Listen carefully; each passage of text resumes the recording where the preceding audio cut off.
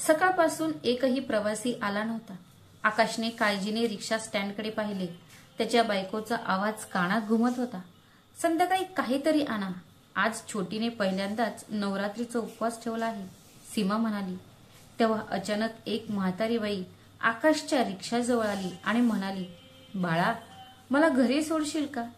ती खूप गरीब बाई होती। त्यांच्या मनात विचार आला की मी यांना घरी सोडावे, काय माहित, तिच्या आशीर्वादाने मला कदाचित एखादं भाडं मिळेल।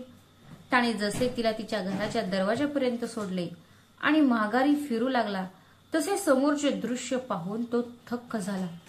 कारण नवरात्रीचा महिना होता।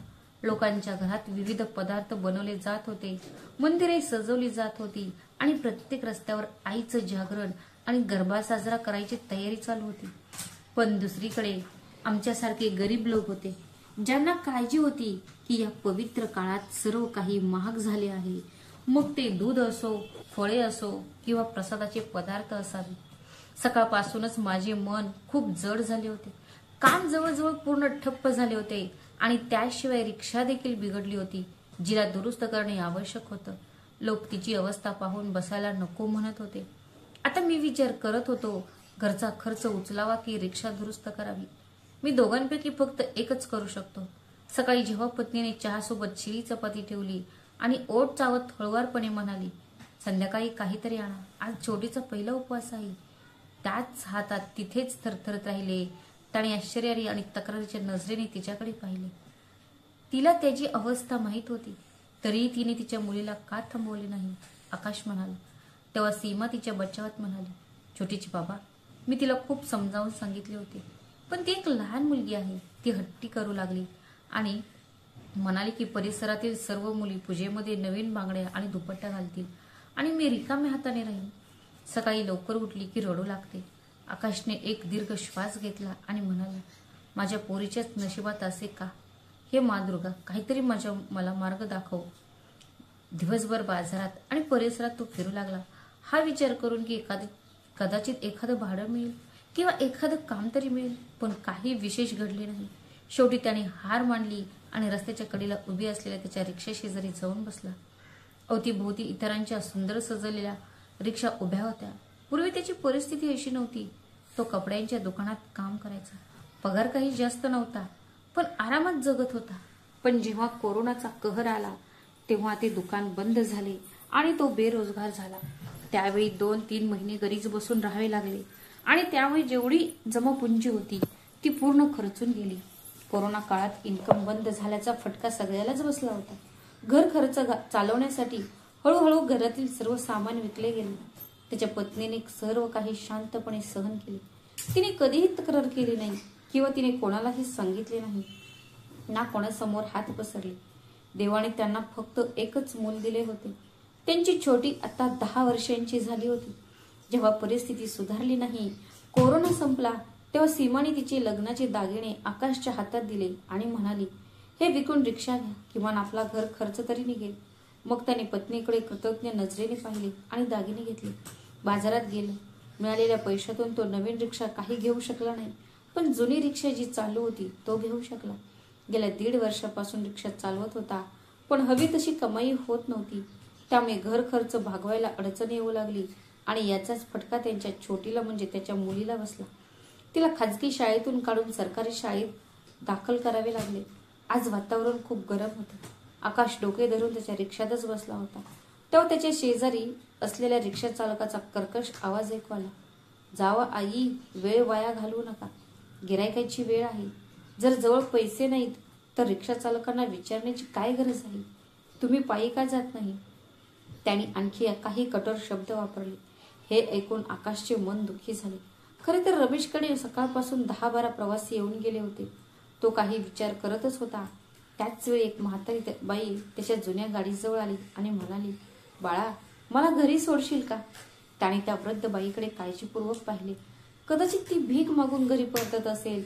तिच्या पायात तुटलेली चप्पल होती, हातात फाटलेली पिशवी होती, कपडे जागोजागी हाताने शिवलेले होते आणि तिच्या चेहऱ्यावर काळजीच्या खोल रेषा होत्या। तो क्षणभर थांबला आणि त्याच्या आईच्या आठवणीत हरवून गेला। गेल्या वर्षी तिचे निधन झाले होते। त्याची आई ही अशीच अशक्त आणि दुःखी दिसत होती। त्याची पत्नी सीमा तिची पूर्ण काळजी घेत होती. तिचे कपडे जुने असायचे पण ते स्वच्छ असायचे. तोही त्याच्या आईची सेवा करण्याचा खूप प्रयत्न करत होता. पण आर्थिक परिस्थिती पाहून ती अनेकदा काळजीत पडायची. त्यानं वृद्ध महिलेला तिच्या घरी सोडण्याचा निर्णय घेतला. नाहीतरी त्याला कोणती सवारी भेटत नव्हती. त्यानं मनातच विचार केला की कदाचित या गरीब आईच्या आशीर्वादाने देव काही पॅसेंजर पाठवून देईल. तो लगेच रिक्षातून खाली उतरला, तिला बसण्यास मदत केली आणि तिने दिलेल्या पत्त्याकडे चालू लागला. तो शहरापासून दूर एका निर्जन वसाहतीत राहत होती, जिथे बहुतेक लोक त्याच प्रकारच्या गरिबीत जगत होते. त्याने त्या वृद्ध महिलेला तिच्या दाराशी सोडले. तिने त्याच्या डोक्यावर हात ठेवला आणि आशीर्वाद देऊ लागला. आकाश हसून धन्यवाद म्हणाला आणि निघण्यासाठी वळणारच होता. तेवढ्यात त्या वृद्ध महिलेने थरथरत्या हातांनी त्याचा हात धरला. तो प्रवाशांच्या शोधात इकडे तिकडे पाहत होता. तेवढ्यात त्या वृद्ध महिलेने तिच्या जुन्या बॅगेत हात घातला आणि बऱ्यापैकी पैसे काढून त्याला देऊ लागली. तो चकित होऊन त्या महिलेला पाहत होता. त्याने नकार देण्यासाठी मान हलवण्याचा प्रयत्न केला, पण तिने हसून त्याच्या डोक्यावर हात ठेवला आणि म्हणाली, बाळा, मला माहित आहे की तूही खूप काळजीत आहेस. संध्याकाळ होणार आहे. थोड्या वेळाने देवीची आरती सुरू होईल. असं वाटते की तूही उपवास करत आहेस. असं कर, तुझ्या घरी जा आणि तुझ्या बायको आणि मुलीसोबत देवीची पूजा कर. तसेही मी एकटी आहे. दुर्गा माताने मला जे काही दिलं आहे ते माझ्यासाठी पुरेसं आहे. उद्या काय होईल ते फक्त माता राणीलाच माहिती आहे. मी प्रार्थना करते की माता राणी तुझे जीवन आनंदाने, शांतीने आणि समृद्धीने भरून टाको. त्यांच्या डोळ्यात अश्रू आले. ज्या व्यक्तीला सर्वजण भिकारी समजत होते, तिचे हृदय इतके मोठे होते की तिच्या कष्टाने उदरनिर्वाह करत होती. ती त्याला तिच्या कमाईतून पैसे देत होती. क्षणभर त्याच्या मनात विचार आला की हे दान म्हणून मिळालेले पैसे आहेत. मी हे पैसे माझ्या पत्नी आणि मुलीसाठी उपवासासाठी फळे खरेदी करण्यासाठी वापरू शकतो का? पण दुसऱ्या क्षणी त्याच्या डोळ्यासमोर त्याच्या मुलीचा चेहरा चमकला, जी या आशेने उपवास धरून बसली होती की तिचे वडील आज तिच्यासाठी काहीतरी चांगले आणतील. मग त्याने ते पैसे घेतले आणि त्या वृद्ध महिलेचे मनापासून आभार मानले. मग तो बाजारात घाईघाईने गेला. काही फळे, काही दूध आणि मिठाई विकत घेतली आणि घरी पोहोचला. जेव्हा त्याच्या पत्नीने त्याच्या हातात काही वस्तू पाहिल्या तेव्हा ती खूप आनंदी झाली आणि तिने लगेच आरतीची तयारी सुरू केली. इकडे त्याची मुलगी सुद्धा आनंदाने उड्या मारत होती. संध्याकाळच्या आरतीची वेळ झाली होती. त्याने हात तोंड धुतले आणि मंदिराकडे निघाला. मंदिरात पूजा प्रार्थना केल्यानंतर काही वेळ एका खांबाला टेकून बसला. तेव्हा शेजारच्या शर्माजींना काही लोकांशी बोलताना पाहिले. ते मोठ्या अभिमानाने सांगत होते की नवरात्रीत त्यांनी वैष्णवी देवी इथे भंडारा आयोजित केला होता आणि आज त्यांच्या खर्चाने शेजारच्या मंदिरात प्रसाद वाटला जात आहे. आकाशने त्यांच्याकडे दुःखाने आणि पश्चातापाने पाहिले आणि विचार केला की जर शर्माजींना हे कळले असते की या परिसरात राहणारे अनेक गरीब आणि गरजू लोक आहेत जे खरोखरच या अन्न वाटपाचे पात्र आहेत, जर त्यांनी असा दिखावा करण्याऐवजी शांतपणे ते रेशन या गरिबांच्या घरी पोहोचवले असते तर त्यांना अधिक पुण्य मिळाले असते. तो शांतपणे तिथून उठला आणि घरी परतला. आरतीची घंटा वाजू लागली आणि त्या तिघांनी मिळून पूजा केली. आकाश आणि सीमाने त्यांच्या मुलीला स्वतःच्या हातांनी फळे खायला दिली. मग त्याने खिशातून 100 रुपये काढले आणि त्याच्या मुलीला दिले आणि म्हणाला, बाळा, हे तुझं बक्षीस. त्याची निष्पाप मुलगी यावर खूप आनंदी झाली. मग ती छोटी आणि त्याची पत्नी आंघोळ करून संध्याकाळच्या आरतीसाठी मंदिरात जाऊ लागली. पूजा झाल्यानंतर आकाश सुद्धा मंदिरात पोहोचला. तिथे असलेले सर्वजण शर्माजींचे कौतुक करत होते. शर्माजी हात जोडून सर्वांचे आभार मानत होते. तेवढ्यात आकाशची नजर काही मुलांवर पडली जे ताटामध्ये उरलेला प्रसाद फेकून देत होते. देवाच्या प्रसादाचा असा अनादर पाहून आकाशचे मन खूप दुखावले. पण त्याने काही बोलणे म्हणजे स्वतःसाठी संकटाला आमंत्रण देण्यासारखे झाले असते. त्याच्यासाठी ती वृद्ध महिला देवीपेक्षा कमी नव्हती, जिने त्या दिवशी त्याला मदत केली होती. काही दिवस असेच गेले. एके दिवशी तो एका प्रवाशाला सोडत असताना समोरून येणाऱ्या एका भरधाव वाहनाने त्याच्या रिक्षाला जोरदार धडक दिली. प्रवाशाला किरकोळ दुखापत झाली होती, पण आकाशचे दोन्ही पाय खूप चिरडले गेले होते. लोकांनी त्याला रुग्णालयात नेले. तिथेही काही लोकांनी त्याला मदत केली. त्याला स्वतःपेक्षा त्याच्या त्या जुन्या रिक्षेची जास्त काळजी वाटत होती, जी त्याच्या घराचा आधार होती. कोणीतरी त्याच्या पत्नीलाही कळवले होते. ती रडत हॉस्पिटलमध्ये पोहोचली. आकाशची अवस्था पाहून ती हैराण झाली. ऑपरेशन करायचे होते, पण त्यांच्याकडे काहीही नव्हते. सीमाने नातेवाईकांकडून मदत मागायला सुरुवात केली. पण सर्वांनी नवरात्र आणि दिवाळीचे निमित्त सांगून नकार दिला.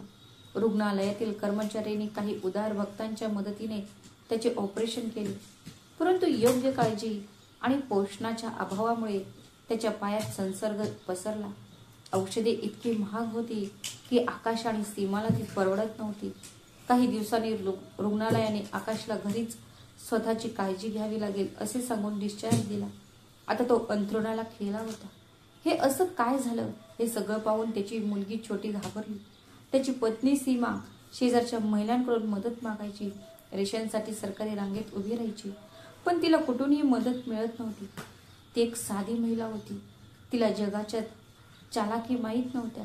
बऱ्याच वेळा लोक मदतीच्या नावाखाली तिची चेष्टा करायचे किंवा तिचा अपमान करायचे आणि ती रडत परत यायची.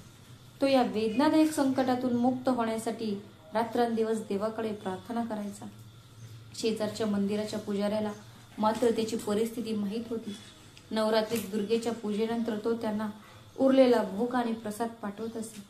एके दिवशी त्याने त्याची पत्नी सीमाला सेठ हरिरामजींच्या घरी जा असे सांगितले आणि त्याच्या पत्नीला सांगा की शेठजीशी बोलायचं आहे. हे ऐकून सीमा दुःखी झाली, कारण ती आधीच अनेक घरांमधून रिकाम्या हाताने परतली होती.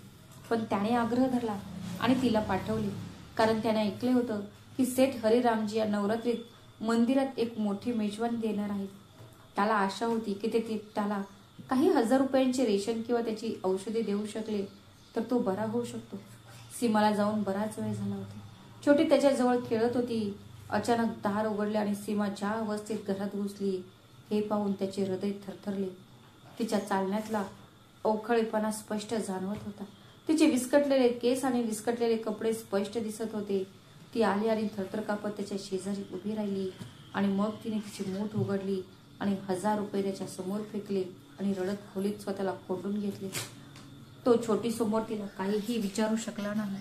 त्याचं हृदय खूप थरथरत होते. त्याला काहीतरी अनुसूचित घडण्याची भीती वाटत होती. तो लगेच छोटीला म्हणाला, बाळा, तू थोडा वेळ शेजारच्या काकूंच्या घरी खेळायला जा.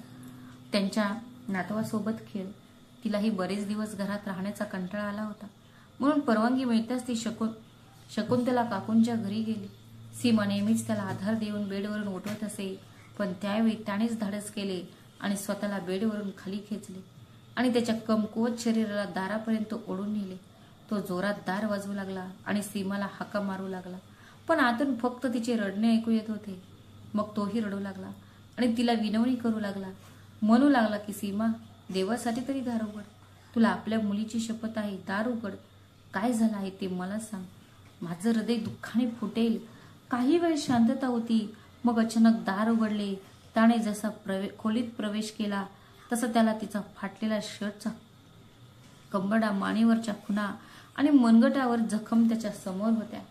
ती नवरात्रीच्या दिवसामध्ये त्या दरोडेखोरांच्या घरी गेली होती.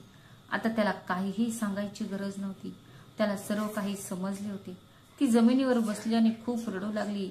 त्याने तिला मिठी मारली. तेव्हा ती हुंदके देत सांगू लागली की शेठजींच्या घरातील महिला कुठेतरी बाहेर गेल्या होत्या. नोकराने मला हे सांगितले नाही. मी शेठजींना भेटण्याची इच्छा व्यक्त केली तेव्हा त्याने मला ड्रॉइंग रूममध्ये बसवले आणि तो शांतपणे निघून गेला.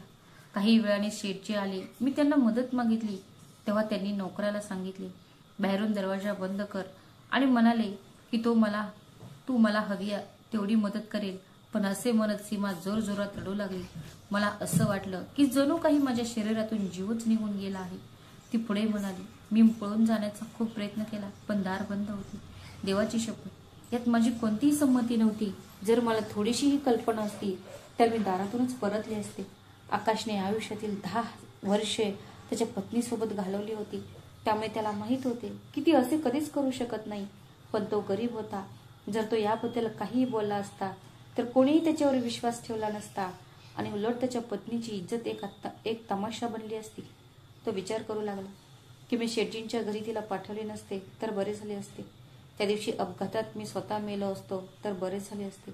तो असहाय्यतेने आणि पश्चातापाने रडू लागला. थोड्या वेळाने छोटी घरी परतली.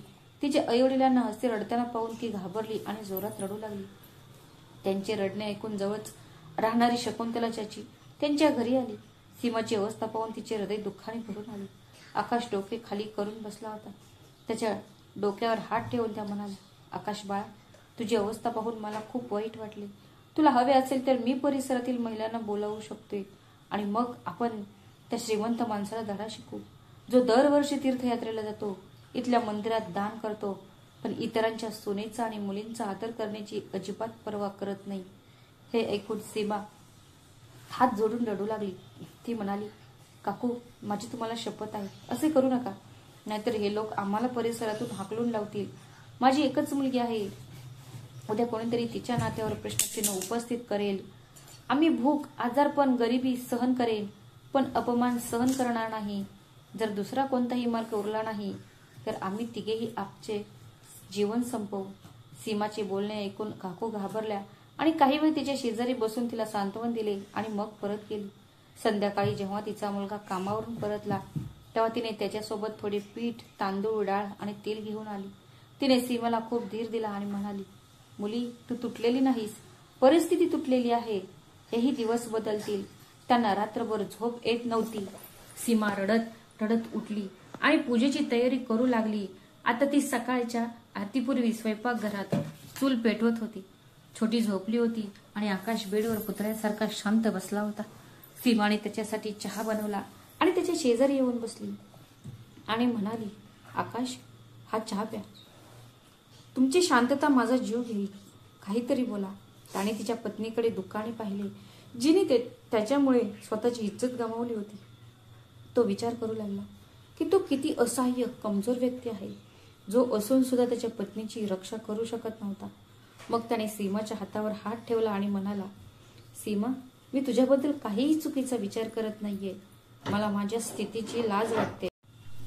मी तुला त्यांच्या घरी पाठवले नसते तर बरे झाले असते. दोघेही काही वेळ शांत बसले. थोड्याच वेळात मंदिरातून घंटीचा आवाज झाला आणि आरती सुरू झाली. त्याने मनातच विचार केला होता की पुढे काय करायचे आहे. दुसऱ्या दिवशी सकाळी त्यानं त्याच्या मुलीला शकुंतला काकूंकडे सोडलं आणि त्यांना सांगितले, मी उपचारासाठी रुग्णालयात जात आहे. तिथे लांब रांगा आहेत. आम्ही रात्री उशिरा परत येऊ शकतो. काकूंनी त्यांच्या मुलीला आनंदाने ठेवले. सीमा पूर्णपणे शांत होती. आकाश घराबाहेर पडला आणि सीमाच्या मदतीने रिक्षात बसला. आमचे लक्ष होतं ते त्या भागातील एक मोठा चौक, जिथे बरेच लोक रस्त्याच्या कडेला बसून भीक मागतात. जेव्हा तो तिथे पोहोचला आणि खाली उतरला तेव्हा सीमा त्याच्याकडे आश्चर्याने पाहू लागली आणि नंतर पूर्णपणे शांत झाली. त्याची प्रकृती सर्वांना स्पष्ट दिसत होती. बिघडलेली तब्येत आणि ड्रेसिंग केलेल्या जुन्या पट्टीतून रक्त वाहत होते. ते दोघेही पती पत्नी काही वेळ तिथे डोके खाली करून बसले. ये जा करणाऱ्यांनी त्यांनी समोर पसरलेल्या रुमालावर पैसे फेकायला सुरुवात केली. सीमाला लाजेने जमिनीत बुडाल्यासारखे वाटत होते. आकाशने स्वतः पुढे हात पसरले होते. ते दोघे अजूनही गप्प होते. बघता बघता संध्याकाळ झाली होती. त्यांना अपेक्षेपेक्षा जास्त भिक्षा मिळाली होती. कोणत्याही साफसुथऱ्या आणि आदरणीय व्यक्तीसाठी कोणासमोर भीक मागावी लागते तेव्हा तो क्षण त्याच्यासाठी खूप वाईट क्षण असतो. पण ही त्यांची मजबुरी होती. कालपर्यंत जी कोरडी भाकरी खात होते ते अपघातानंतर आज भिकारी झाले होते. पण एखाद्या क्रूर व्यक्तीच्या हातून आपला आदर गमावण्यापेक्षा लाख पटीने चांगले होते ते शांतपणे त्यांचे कर्तव्य बजावत होते. आता ते त्यांच्या परिसरातून माघारी परतले होते. शकुंतला काकू त्यांची वाट पाहत होत्या. मग सीमा छोटीला सोबत घेऊन आली. बऱ्याच दिवसांनी त्यांच्याकडे पोटभर जेवतील इतके पैसे होते आणि जेवण करून काही पैसे वाचलेही होते. त्यांचे हे सातत्य नवरात्रभर चालू राहिले. कधी छोटीला शकुंतला काकूंकडे सोडायचे तर कधी तिला सोबत घेऊन जायचे. त्याला माहित होते की यामुळे त्यांच्या मुलीच्या मनावर वाईट परिणाम होईल. पण सीमाने तिला समजावून सांगितले होते की तिने याबद्दल कोणालाही सांगू नये. एके दिवशी ते तिघेही फुटपाथवर बसले होते. तेवढ्यात त्यांच्यासमोर एक गाडी येऊन थांबली. गाडीतून उतरलेल्या माणसाला पाहून तो घाबरला, कारण तो त्या शेठजींचा मोठा मुलगा होता, ज्याने सीमाच्या गरिबीचा फायदा घेतला होता. त्याला वाटले की कदाचित तो काही कामासाठी तिथे आला असेल. पण तो खाली उतरताच त्याने त्याच्या मोबाईलने आकाश आणि सीमाचे फोटो काढायला सुरुवात केली. तिथे उपस्थित असलेल्या लोकांनी त्याला थांबवण्याचा प्रयत्न केला, पण तो वाद घालू लागला आणि म्हणाला, हा माणूस आमच्या परिसरातील आहे. परिसरातील लोकही त्याला खूप मदत करतात. माझ्या वडिलांनी स्वतःच्या त्याच्या उपचारासाठी पैसे दिले होते. पण हा माणूस जाणून बुजून इथे बसून भीक मागत आहे, जेणेकरून तो भीक मागण्याला व्यवसाय बनवू शकेल. त्याचे बोलणे ऐकून काही लोकांनी त्यांना शिवीगाळी करायला सुरुवात केली आणि काहींनी त्याला थांबवण्याचा प्रयत्न केला. लोकांनी समजावून त्याला तिथून पाठवून दिले. आता लोक त्यांच्याकडे संशयाने पाहू लागले. त्याच्याकडे त्याचे सर्व वैद्यकीय अहवाल होते. मग त्याने तिथे उभ्या असलेल्या लोकांना सांगितले की जरी परिसरातील लोकांनी आम्हाला मदत केली असली तरी ते वाईट माझ्या पत्नी आणि मुलीशी खूप वाईट वागले आहेत. जर मी माझ्या ऑपरेशनसाठी पैसे जमा केले नाहीत तर माझे दोन्ही पाय कापले जाण्याचा धोका आहे. त्याची इच्छा असूनही तिथे उपस्थित असलेल्या लोकांना सांगू शकत नव्हता की ज्या व्यक्तीने इथे येऊन त्यांचा अपमान केला आहे हा व्यक्ती तोच आहे ज्याचे वडील माझ्या पत्नीशी किती वाईट वागले होते. तो विचारत होता. इतक्यात तिथे अजून एक गाडी थांबली. त्यातून एक तरुणी उतरली. ती तिथे जमलेल्या लोकांना म्हणू लागली, तुम्ही एका गरीब माणसाच्या असहाय्यतेचा काय तमाशा घडवला आहे. चला सर्वजण निघा इथून. त्या महिलेचे म्हणणे ऐकून सर्व लोक तिथून निघून गेले. मग ती महिला सीमाला म्हणू लागली, मला इथे तुम्हाला मदत करण्यासाठी कोणीतरी पाठवलं आहे. चला माझ्यासोबत. हे ऐकून आकाश आणि सीमा आश्चर्याने एकमेकांकडे पाहू लागले आणि नंतर ते तिच्यासोबत निघून गेले. त्यांची एक गाडी एका खूप मोठ्या बंगल्यासमोर थांबली. ते तिघेही आश्चर्याने त्या आलिशान बंगल्याकडे पाहत होते. ते सर्वजण आत गेले तेव्हा तिथे एक वृद्ध महिला होती. तिला पाहून आकाश थक्क झाला. ही तीच गरीब बाई होती जी त्या दिवशी भीक मागून आकाशच्या रिक्षातून तिच्या घरी गेली होती आणि तिने त्याला खूप पैसेही दिले होते आणि म्हटले होते की काही दिवसात तुझे आयुष्य बदलेल. ती वृद्ध बाई उठून त्याच्याकडे हसत आली आणि त्याच्या डोक्यावर हात ठेवत जवळ असलेल्या महिलेला म्हणाली, शालिनी बाळा, हा तोच तरुण आहे ज्याने मला त्या दिवशी घरी सोडले. वृद्ध महिला जिला सांगत होती त्या महिलेचे नाव शालिनी होते. मग तिने त्यांचे मनापासून आभार मानले आणि तिने त्यांना जे सांगितले ते ऐकून आकाशच्या पायाखालची जमीनच सरकली. खरं तर ती म्हातारी महिला भिकारी नव्हती, पण तिच्या पतीच्या निधनानंतर तिच्या सावत्र मुलाने तिला सर्वस्वापासून वंचित करून तिला घराबाहेर हाकलून दिलं होतं.